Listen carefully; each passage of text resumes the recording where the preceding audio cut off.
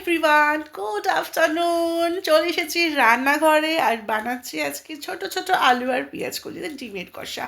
এদিকে আমার ডিম ভাজা হয়ে গেছে আর সাথে কুমড়োটাকেও সেদ্ধ করেছি। ভাবছিলাম বিটটা বাটবো কি না। তোমরা কারা কারা খাও বিট বাটা?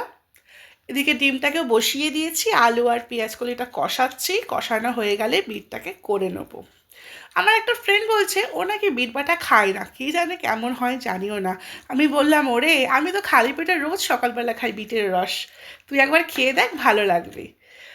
ডিমটা তাড়াতাড়ি করে কষাচ্ছিলাম, এদিকে কুণাল আমাকে তাড়া মারছে, তাড়াতাড়ি করো, আমি স্নান করতে চাচ্ছি, কাজে বেরাবো, তাড়াতাড়ি করো, ফোন রাখো।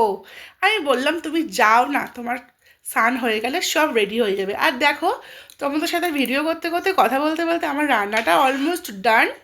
তা কুমড়োটাকে মেখে নিচ্ছিলাম আর এদিকে কড়ার মধ্যে চাপিয়ে নিয়েছিলাম বিটটাকে মিক্সারে পেস্ট করেছিলাম।